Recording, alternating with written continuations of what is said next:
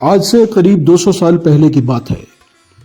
एक अंग्रेज अफसर हिंदुस्तान के मैदानी इलाकों से उत्तर दिशा की ओर बढ़ा और हिमालय की तलहटी तक पहुंचा। उसे आदेश हुआ था कि जाओ और वो गांव और उसके आसपास का इलाका देख कर आओ जिसके बारे में कहा गया है कि वहां की आबो हवा स्कॉटलैंड से मिलती जुलती है। ये थे कैप्टन चार्ल्स प्रैट कैनेडी। वो जब यहाँ पहुंचे तो वाकई यहाँ की आबो हवा ने उन्हें बहुत प्रभावित किया। यहाँ अपनी रिहाइश के दौरान एक रोज उन्होंने पहाड़ के दूसरी ओर नीचे वादी में देखा तो उनकी नजर एक सीधे सपाट मैदान पर पड़ी। इन दुर्गम पहाड़ों में ऐसी सीधी जगह का होना किसी ताज्जुब से कम नहीं था। एक रोज वो अपने घोड़े पे बैठकर पहाड़ी पगडंडी से होते हुए उस मैदान तक जा पहुंचे। वहां जाकर उन्होंने देखा कि कुछ लोग अपने पशुओं को वहां चरा रहे हैं। उन लोगों ने भी सुन तो रखा था कि कोई गोरा साहब पिछले कुछ दिनों से ऊपर शिमलू गांव में आया हुआ है। आसपास के सभी गांव के लोग उसके बारे में जान चुके थे, मगर यूं अचानक उन साहब को अपने सामने देखकर वो लोग खुश भी थे और उसकी गोरी चमड़ी और सूट बूट को देखकर हैरान भी। अपने ऊनी लबादों में लिपटे हुए वो लोग कैनेडी साहब को देखकर उनके स्वागत में उठकर खड़े हो गए। Hey, what do you call this ground? तुम इस ग्राउंड को क्या कहता है? साहब, ये हमारी घासनी है जी। हम यहाँ अपने पशु चराते हैं और यहाँ से उनके लिए घास लेते हैं। Alright, you mean it's a meadow. So where's your village? And what's the name of your village? तुम्हारा गांव का नाम क्या है? ये है जी ख्याटू। ख्याटू? ख्याटू नहीं जी, ख्याटू। Alright. खैर, कैनेडी साहब के लिए जो बोलना आसान लगा उन्होंने उसे उसी तरह से बोला और वक्त के साथ ख्याटू का नाम कैथू हो गया। आज भी हम इसे कैथू नाम से ही बुलाते हैं। कैनेडी और उनके बाद में आने वाले अंग्रेजों की वजह से यहाँ का दौर बदल गया। उस घासनी की खूबसूरती को देखकर कैनेडी को स्कॉटलैंड में डैमफ्रीज के पास बने अपने गांव एननडेल की याद आ गई।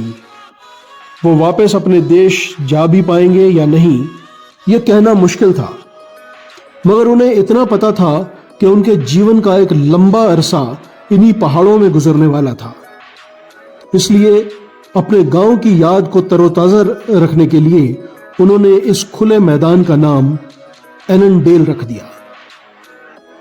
ख्याटू और उसके आसपास के लोग उसे खुला मैदान ही कहते थे। वो एक शामलात जमीन थी, यानी कॉमन लैंड। कोई भी वहां अपना कोई पक्का मकान तो नहीं बना सकता था, मगर वहां से कुदरती तौर पे पैदा होने वाली घास का इस्तेमाल कर सकता था। स्थानीय मेलों के लिए भी और खेल कूद के लिए भी इसका खूब इस्तेमाल होता। किसी के घर में कोई शादी ब्याह या कोई मरना जीना हो जाए तो भी वहां के लोग इस जगह का इस्तेमाल कर लेते थे। स्थानीय लोगों का यह खुला मैदान अंग्रेजों के लिए एननडेल ग्राउंड बन गया। कैप्टन कैनेडी ने इसे यह नाम क्यों दिया, इसके पीछे एक और वजह भी बताई जाती है। सुनने में आता है कि कैनेडी जब नौजवान थे तो उन्हें अपने गांव की एक लड़की से प्यार हो गया। उस लड़की का नाम था एना, और क्योंकि डेल का अर्थ घाटी या वादी होता है तो उन्होंने इस खुले मैदान का नाम एननडेल ग्राउंड रख दिया। फिर उसके बाद हर गर्मियों के मौसम में अंग्रेज पहाड़ों में आते और उस वक्त लगभग हर हफ्ते के आखिरी दिनों में यहाँ कोई ना कोई आयोजन होने लगा। कभी किसी के जन्मदिन की पार्टी मनाई जाती, तो कभी कोई डॉग शो किया जाता, कभी कोई पर्सनल गेट टुगेदर होता, तो कभी बाजार लगाए जाते। धीरे धीरे बाद में यहाँ जिमखाना होने लगा और पोलो भी खेला जाने लगा।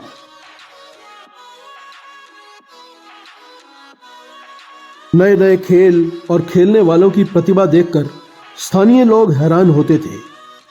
यहीं पर उन्होंने पहली बार क्रिकेट का खेल देखा। उन विदेशियों के आने की वजह से हर साल इस खुले मैदान की रौनक बढ़ने लगी थी। पोलो यूं तो तुर्कमेनिस्तान का खेल है, मगर हिंदुस्तान में अंग्रेज़ों ने राजस्थान के राजाओं महाराजाओं को पोलो खेलते हुए देखा था। वो लोग इस खेल में घोड़ों, ऊंटों और कभी कभी हाथियों का इस्तेमाल भी करते थे। पोलो खेलने के लिए एक खुला मैदान चाहिए होता है और यहाँ पहाड़ों में एननडेल से ज़्यादा खूबसूरत कोई जगह हो नहीं सकती थी। तेज़ धूप, मगर फिर भी हवा में घुली हुई मीठी ठंडक खेल के माहौल को और भी खूबसूरत बना देती। ऊंचे देवदारों और बान के पेड़ों से घिरी हुई इस खूबसूरत वादी में जब घुड़सवारों की टीमें हाथ में पोलो स्टिक लिए हुए मैदान में उतरती तो उन्हें देखने के लिए स्थानीय गांव के लोगों की भीड़ उमड़ पड़ती। सन 1833 में एननडेल में एक मेला आयोजित किया गया, जिसका मकसद सुबाथू में स्थानीय लड़कियों के लिए स्कूल खोलने के लिए पैसे इकट्ठे करना था। 9 अप्रैल 1839 को लॉर्ड ऑकलैंड की बहन एमिली ईडन अपनी डायरी में लिखती हैं, पिछले कल एननडेल में हमारे असिस्टेंट ने एक पार्टी ऑर्गेनाइज की। इसमें 6 आदमी और 6 औरतें थीं। एननडेल देवदार के घने जंगलों से घिरा हुआ इलाका है, इतना घना कि सूरज की किरणें भी ज़मीन पर नहीं पहुंच सकती। पार्टी सुबह 10 बजे शुरू हुई और शाम के 9:30 बजे तक चली। हमारे पास खेलने के लिए बैडमिंटन था, तीर कमान थे और एक वायलिन भी थी। सभी ने इस पिकनिक का बहुत आनंद लिया। वो आगे कहीं फिर से लिखती हैं कि 20 साल पहले यहाँ कोई यूरोपियन नहीं आता था, लेकिन आज हम यहाँ हैं। बैंड वाले पुरितानी और मेज़नीलो धुनें बजा रहे हैं और हम स्कॉटलैंड से लाई हुई साल्मन मछली और मेडिटेरेनियन से लाई हुई सर्डीन मछली का आनंद उठा रहे हैं। ये सब इन ऊंची ऊंची पहाड़ियों के बीच में हो रहा है, जिन तक शायद इनके बनने से लेकर आज तक कोई नहीं पहुंचा होगा।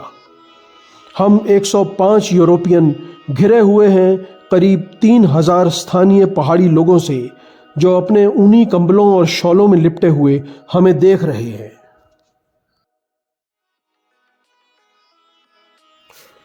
एननडेल में रौनकों का दौर रुका नहीं, हर साल बढ़ता ही गया। हर आए साल स्थानीय लोग गोरों का इंतज़ार करते और मार्च का महीना आते ही उनकी उम्मीदें और बढ़ जाती। कभी खेल, कभी मेले, कभी मिलना जुलना, कभी किसी अमीर राजा का स्वागत, कभी कोई पिकनिक, कभी कुछ तो कभी कुछ। शिमला में हर साल अंग्रेज़ों की बढ़ती आबादी के साथ एननडेल एक ऐसी जगह बन चुकी थी जहां जाए बिना किसी का शिमला आना पूरा नहीं माना जाता था। सन 1847 में यहाँ प्रस्ताव रखा गया कि एननडेल में म्यूनिसिपल गार्डन्स बनाए जाएं और वहाँ से फलों के पौधों की नर्सरी बनाकर उन्हें बाकी पहाड़ी स्थानों पर भेजा जाए। ये किया भी गया, लेकिन पानी की कमी की वजह से कुछ वक्त के बाद इसे बंद कर दिया गया। बाद में यहाँ फूलों की खेती करने के बारे में भी सोचा गया, मगर वो भी ज़्यादा दिन तक नहीं चल सका। सन 1847 में यहाँ एक क्रिकेट ग्राउंड बनाया गया और रेस कोर्स को भी बेहतर किया गया। उसी वक्त आज के कैनेडी चौक से एननडेल तक जाने वाली सड़क भी बनाई गई।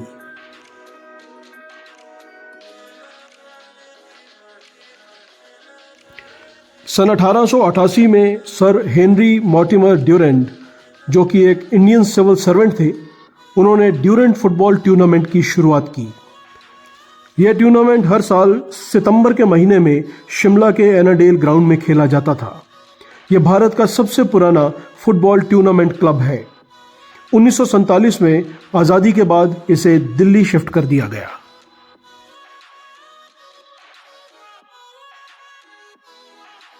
आज़ादी हुई, अंग्रेज़ चले गए और इसके साथ ही एननडेल में रौनकें भी ख़त्म हो गईं। मगर एननडेल की कहानी यहाँ ख़त्म नहीं होती। सन 2006 में भारतीय सेना ने यहाँ एक म्यूज़ियम बनाया। अगले वीडियो में हम बात करेंगे आर्मी हेरिटेज म्यूज़ियम की। तब तक के लिए इजाज़त, नमस्कार।